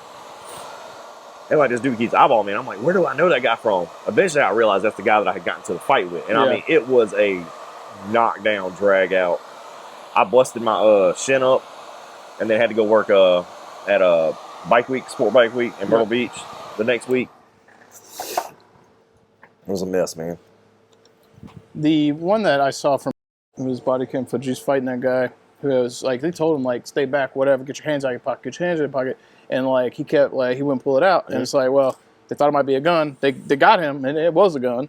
Yeah. And he, you know, he's over there looking like, and he wasn't even the guy they were there for. He was just bystander, you know, in a not good area that was watching them arrest somebody else or something. And then he gets in that altercation. I saw the body cam footage, and I'm like, yo, man, like if that was me, I would have been like, F this, F that, yelling at this dude like real aggressive, like to stop. This whole time it was basically like, sir, whatever. I was like, you politely was beating that man up, like, or well, like wasn't actually beating. He was fucking wrestling with him to try and get him down. And it's funny because like that comes back to knowing your people that you police with, like that you're doing that stuff with, or the area that you're working. Because like if you did that, like that's how people want you to, like, you know, professionally, and they say you got to act that way all the time. Like, again, I'm a human being, but sometimes like I would be as nice and polite as I can to people, all up to a point where there's like they're just not listening, and then change my attitude and my tone a little bit. I mean, I'm not being directly rude to people, but like change attitude, change tone, and speak more on the same way that they're speaking to you, and then people are like, hold up, okay, I got you now. My bad, you mean business. Yep. So while we're talking, the next step we're going to is we're getting some of that solvent back on a clean, sponge kind of thing, cleaning sponge, and I'll dab some off onto the paper towel so it's not sopping wet, and then we just come in and we're lightly trying to go over the surface areas, and you see once I did this, you can see it was dirty, cleaning it off. Basically trying to lightly go over the top, but not get down in the recesses, which if it's sopping wet, then you're kind of like ultra cleaning the model. We're really just trying to clean any excess of the weathering stuff off the top, leave the recesses, so we kind of got nice panel lines without having to work too hard at it. It's crazy the difference that this makes. Like, yeah, if I got nothing from trying to film this, I don't know how it's going to be cut together. We'll see. It'll be a video of some sort. It'd probably be long. I might put it as a bonus visual podcast because we do a lot of talking, which would be good. But the process I did to get the black on that with the speed paints was not bad, and then with the oil wash and the cleaning, like these look pretty good and might make for a decent, like, real quick tutorial tip.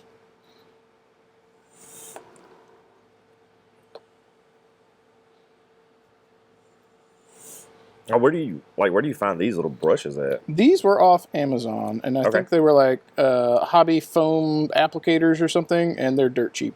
Okay.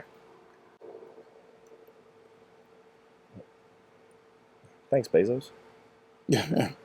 Bezos books. Bezos books. Gotta use them Bezos books.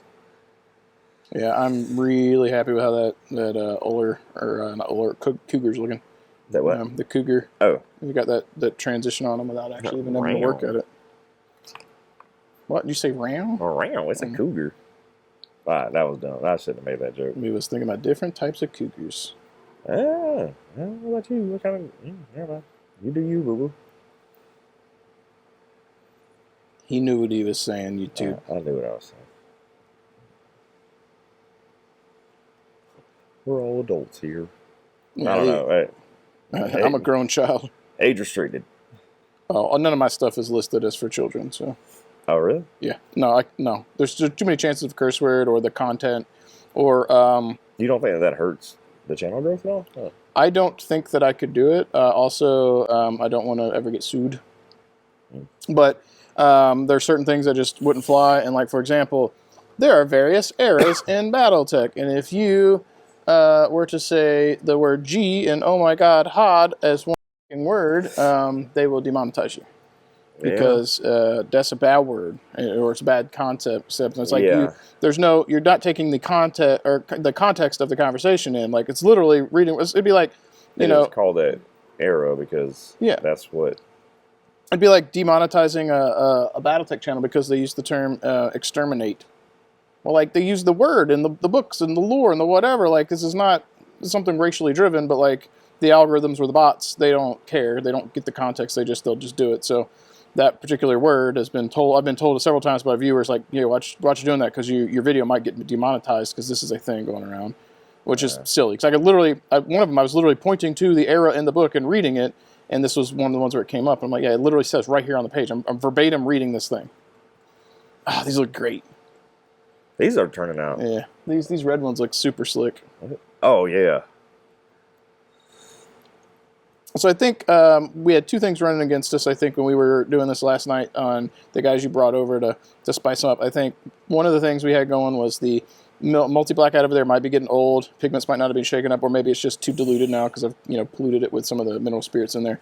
The other thing that might happen is because we were airbrushing, this paint went on so thin that the recesses might have retained a bit more of their depth. Not that your paint was super thick, but because this was airbrushed, it goes on innately very thin. So, like, these dudes look really, really slick for minimal effort. Yeah, the recesses are a lot more. And, I mean, honestly, it's cool. You can still use this as another way to shade, like, certain areas. Yep. Like, if you wanted, like, if I wanted this side to be darker, I can wipe this off just on one side. Yep. It's a tool, man. It's a tool in your toolbox. Yeah, these look pretty good. Yeah. So, I'm probably going to send these with you, or we'll do the channel. This is like tabletop. We'll base them, but if you decide you want to go back to your canopies and stuff, that'll be on you. But I think it's good enough for YouTube land and learning techniques. Yeah. Time to make sure these are fully dry because we're going to matte varnish them. So next up, we are going to matte varnish these bros down with the Monument Hobbies clear matte varnish. I have not used this yet, and normally I would airbrush 2 coats of varnish onto these minis. First, it would typically be Mecha Varnish from Vallejo, followed up by AK Interactive's Ultra Matte. But we're going to give this rattle can a try because we've got it, and we'll see how it goes. Yeah, you can buy all these cans and have us, your own, like, full process. Yeah, yeah. Kind of. Okay. For starting and finishing. So we can give that guy a moment to dry. Well, actually, I'll spray all of these, and we'll come back and we'll kind of look at them once they're dry and see how they feel about the matteness on it. If you want, I can hit them with the hairdryer real quick.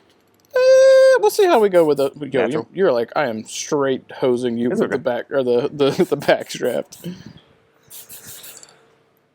I'm waiting on people to make fun of my turquoise socks, because, bam, Snorlax.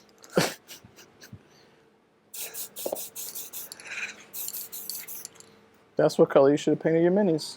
Nah. You don't want Snorlax minis? And I mean, the longbow could be a thick boy with a lot of power. Way off camera on that, but it's okay. It's gonna get sped up anyway. Yeah. No matter where I move. What are you doing? Yep. Yeah, got a little speck of white on that guy. I don't know why, but it's very matte.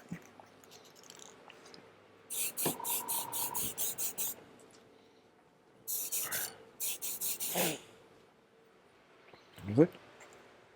That's good.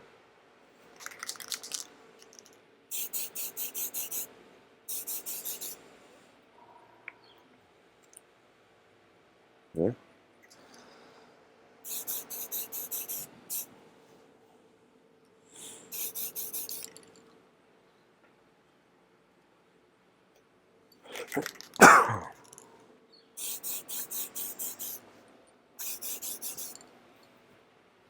I think this one did not get hit yet.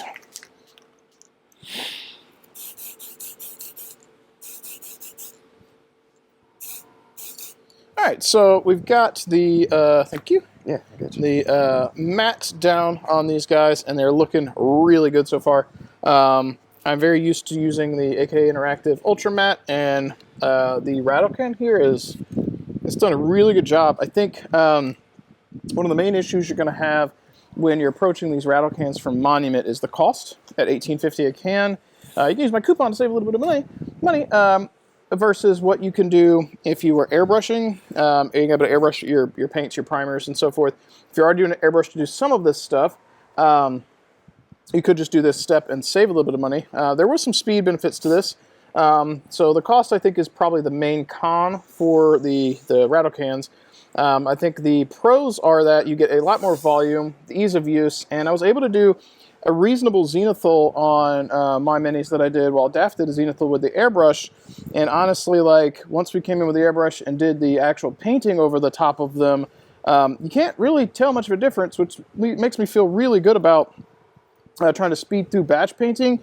The fact that I could take these bros, hit them with gray, and then hit them with white from the top, and them actually come out pretty good. And this actually looks very similar to the red models I was showing you last night in my house. Like, that turned out very close, and it's using completely different paints and a different process. And the legs are a little off because I didn't have the gray I wanted, but they still look very similar. So, like, I'm very happy with that. And those rattle cans, I mean, again, the price is a problem, but in terms of functionality, good to go. You can get a good couple batches out of that. Like, you can batch paint quite a few. Yeah, you can do a bunch. The next thing that would be up for us to do would be to base them. Do you want to base these minis and finish them up? Yeah, we can. Okay. Absolutely. All right, guys. I can work right here. Okay. The next thing that we have staged or set up for is to do some basing. So we've got a little bit of Elmer's glue here we'll be sharing, mixed with just a little bit of water. The PVA glue there is water soluble. We have some sand and rocks and stuff here. You can get a lot of this stuff from your local Hobby Lobby, maybe Michael's, anywhere that sells railroad stuff. You can mix a bunch of the basalts and stuff you can get from that for the Scenic, especially Woodland Scenic's brand.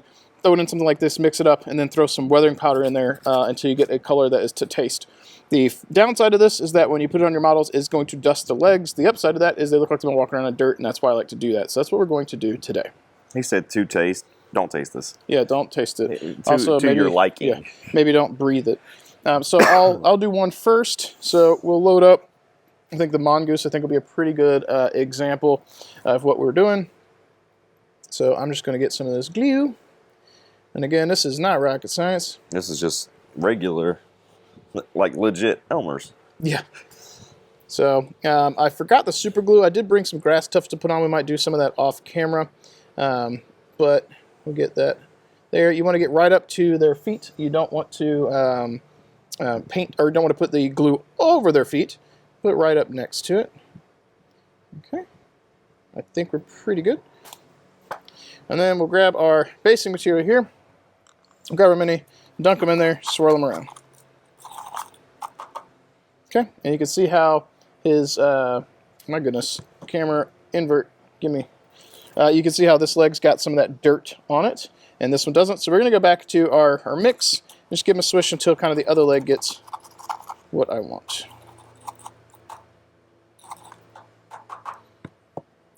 And now we've got a mech that looks like he was walking around in dirt. His legs got the kick up on it, and the top is still the nice gray and black that we wanted, and he looks like he's walking around on a battlefield. And the next thing for us to do would be put a couple grass tufts we want, a destroyed Jeep or a car, something like that, and good to go.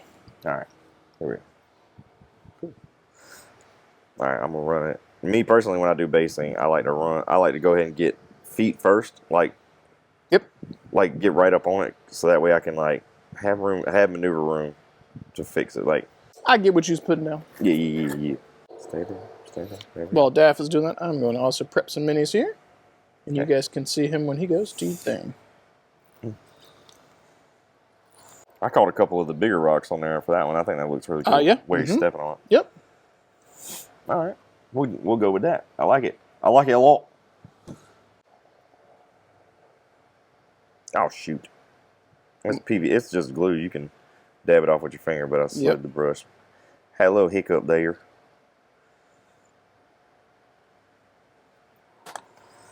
My turn to swish.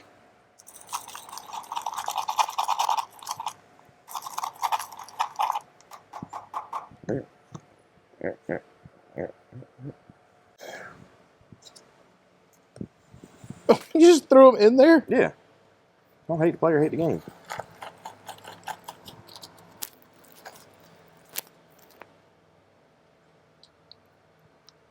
Now, are you getting any of the dirt kind of kick up on the legs? A little bit. I didn't want it as much as you. But okay, okay. Yeah. I was making sure that was by design and not because you were struggling to get that to happen. No. Okay. I really like the dusty look. I like it a little bit on there, but I don't like it, not as much as... What he's saying is my stuff sucks. No. it's a personal preference, man. I mean, this is Yeah. It is if you don't ever be afraid to paint something because of the way somebody else is gonna feel about it. You paint minis for you, man. Like He says that, and I don't disagree. But YouTube, I paint my minis for you guys. I paint my minis for y'all, and I mean, occasionally people that do, when you do a commission, when you take a commission or something, That's true. Also, technically, the community here has painted minis for me too. So I painted a mini for you for Warhammer. Yeah, you did one of those Fallen. Yep. But you ain't painted a battle mech for me. I have not yet.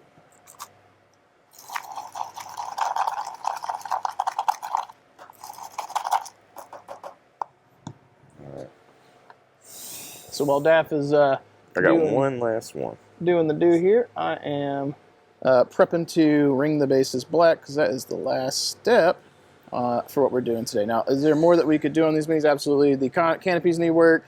Could do go in with a little bit more of an extreme highlight, and then some of the weapons. Those are small things. For basic, quick tabletop, this is fine. If you want to spend another, I wouldn't say hour per mini, but like another hour working on these 10 minis, we could probably get all that stuff knocked out pretty quickly. But for this, for the channel and learning some techniques, I think this is really good, and it's forced me a little bit out of my normal comfort zone because I know these techniques. I just don't ever speed paint this way often, so I've done a few things for the channel now to try and put aside my detail-oriented paint skills and try and take some of that stuff and go for speed. And so I've done the Star League Defense stuff that Java won. And then now I'm doing these guys, and then I've done some YouTube videos, and all of those have forced me to kind of get outside my comfort zone and realize you don't got to spend 12 hours on a mini. You could do some good work in an hour. And with a little bit extra effort on these, some decals, and the canopies, I think they would be, you'd level them up with minimal extra effort. And you, like doing these like this, all right, so you got them, we put them on the tabletop, we play some games. That's the plan with these, right? Yeah. So we're gonna do that. But okay, cool. I'm gonna take them home. I'm gonna want to add stuff to them. Like, I'm gonna want to improve on them. Like, I'm gonna want to come back and paint all those damn windows. Yep, all the canopies. Yep, all the canopy windows. I really want to do like some red tips on the longbow for the I think red tips on the missiles would look great. Like you said, black out the guns and go back and redo those, like some of like this dude's gun. Yep. I'd black that out. Yep. Oh yeah, I'd black out all the weapons. Him a little bit of a gray dry brush. Yep. Do you want me to do your rings black there for you? If you don't mind. I could do that. I'm not gonna make you. I mean, I'm already gloved, and the bottoms of those are gonna be kind of gross. So yeah, might as well let me tackle it. Yeah. What a hit! Oh, your dude fighting. We ain't even there yet. The other nice thing with the speed paints for you, if you end up picking any of that up, is that as Tristan gets older, this is basically like a coloring book. Yeah. And, you can treat it that way and be like, here you go, bud. Like, we're going to try and color between the lines, but here's these things. Here's some, brush things you should know. Like, you're mixing your paints, clean your brush out, whatever, and then just go at it. And as he gets older, that's some stuff that you could easily do and have some fun father-son experiences with. There's also been at Northern Assault, Southern Assault, there have been children. Because of the way I run my event and Bobby runs his event, they're not super sweaty. So while it is mostly adult-centric, we have had actually some children that come. One I played last year, I had to coach a little bit about gameplay etiquette. But it was still fun, and there are other games that I just don't think would lend themselves as well to children showing up, not because they couldn't do it, but because the community is kind of ass. And I mean, you can, like you said, you can get that anywhere with people that don't know how to. They're not just hobbying anywhere in the world, man. People don't know how to. There's not an etiquette when there is kids around. There's no care for it sometimes. couple of dudes had a little bit of stuff coming down the side of the base. I'm just kind of leaving it so it looks like maybe that was intentional. So we're back in the shop right now, where audio is probably a lot better, and we've got the first batch of minis that are done to a tabletop standard. Now, there are a lot of details that we would like to do. We didn't for this one. When Daff takes these home with him after this weekend, he will have free reign to do more stuff. But what we did get to cover today, as you guys saw in the stitched together, hopefully well footage, you got to see Daff working through using an airbrush for the first time. We did some rattle can stuff. We did oil washing, dry brushing, speed paint, so an airbrush, and we've got something really good for tabletop standard. Probably with like an hour across all 5 minis total, he could get a lot more done, and they would just start to go, level up, moving up the quality tree there. So this is where we've got his longbow with his little green colors. We have got the Valkyrie. And what was your decision with wanting green? You just wanted green, or what made you pick it? I thought it would be, like, I enjoy, like, green paints usually work out pretty well for me. Like, I tend, like, things that I paint green tend to be painted decently well. Okay. Like, I don't know, no matter what paint range I use, it's just... Yeah, that's fair. I can work greens pretty good. That's fair. But it's also my wife's favorite color, so. It's my favorite color, too. So for the guys I had to be a bit more cheeky and just try different stuff, or more things. So we have a real basic crescent hawk. You can see a little bit of white showing in his neck. That's because the paint didn't get down in there and didn't see it until after, but you could go in by hand and fix that. But real basic, again, needs all the details. Throw a little bit of yellow on there, call him a crescent hawk. Then we did a couple of Wolf's Dragoons, so black minis, which honestly turned out way better than I thought they would. And these just need a splash of red, and then they'll read super good as Wolf's Dragoons. We've got the Mongoose here, same thing, so we had 2 Dragoons.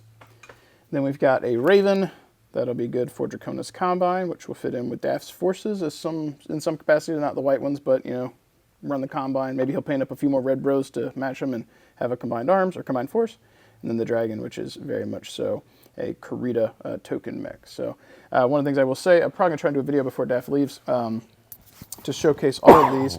But the ability to do a zenithal with the rattle cans on these is something I've never been able to do. The Monument Hobbies rattle cans are expensive, but I think that there is some benefit to that, and we'll probably explore that some more on the channel. All right, guys, so you have seen us go through the painting. Another quick recap of what we did. Played around with the rattle cans, did some airbrushing to help Daff learn how to do some of that and get comfortable, especially because that model airbrush is the one that he has. Showcasing speed paints through an airbrush over zenithal, which is just borderline cheating. It's really good stuff. We did basing, we did oil washing, and the only thing left would be doing some hand details. So put some tools into your tool chest, and I learned something too, because again, those rattle cans they did really well with the zenithal, which was unexpected. From the process, do you got any thoughts? No, I mean, I learned a lot, especially like the oil washing thing. Like, you showed it to me last night. I'm like, oh, cool, it looks really good on these mechs. Like today, like actually getting to apply it myself was really cool too. That was a really fun thing. And I sitting down, like we'll be on Discord sometimes talking and just sitting down, and I'll start painting. Like I'll just start painting something. It's good to do it in person. Like, and we get some fresh air, be outside. I normally am not painting outside. In the garage, it sort of counts, but we were literally outside in the, I don't know, docking bay thingamajig, whatever, the porch, so to speak, out here. Then we had multiple Amazon deliveries and the lawn mowing, so I apologize for the sound. Hopefully this stitched together reasonably well. But it was fun for me. I'll do another follow-up video showcasing those minis, and then probably talking about that. There's another shipment. Just constant all day. Constant all day. But I'll do another follow-up video talking about the rattle cans. I'll showcase the minis a bit more closer from my home camera, and then I will probably grab a couple of my Karita models to show you guys a before or a side-by-side comparison to be like, this was done with an airbrush, this was done, or not airbrush, this was done with speed paints, this was done with Monument Hobbies. Can you tell the difference? Because those look, in my head, very similar, and I suspect those reds are going to be really fucking close. I mean, honestly, like that convinced me to want to, like, because I enjoy going to Walmart and I'll just pick up the Rust-Oleum, ultra matte, whatever color I need. The black gray, and I'm talking about the primers. Yeah, the primer cans. The 2X matte. Yeah, and they've worked for me all the way, like, for now. But like, I would go do that in a heartbeat. I'm probably going to go buy some. Yeah, it's very good. Again, $18.50 for this can is a little pricey for some people, but if you have a lot of stuff to paint at one time, I think there's value in that. If you can't airbrush at home or don't own an airbrush, but you can rattle can, there is value in that. I think the big difference between Rust-Oleum and these is definitely the pigment. I don't feel like the nozzle was anything crazy. It was just spray painting. But the pigment density was very, very small. So like when you sprayed, I'm used to like heavy speckle from white from rattle can. That white came out, and it was just baby butt smooth, just right across the model. It was not what I expected. Because I gave Daff the opportunity to get some hands on with airbrush. I'm like, he'll do the zenithal, I'll do the zenithal with rattle can, and we'll see the side-by-side comparison, and it's hard to tell the difference when we were comparing. Yeah, we were actually getting down to looking at the paint pigment size, like the droplet size on there, and it worked out really good. Yep. So I'm a big fan of those. I'll probably keep a small stash at home because I do such small batches of things, but I do think there's some value. So if you guys are interested in that, we'll have some coupons down below. Save you, I think it's like 5%, which ain't or nothing. if you've used them on the channel. Oh, that's true. Like, let us know your experience with them, because like we could have just gotten a good batch. Like if you get a good batch, but then or like something goes wrong with one of the cans, like that's good to know too. But if you thoroughly enjoyed them the same way we have. Yep. The one thing I will say too is today was an optimum day for spraying rattle cans outside, minus the wind. Temperature was good. Humidity I think was good.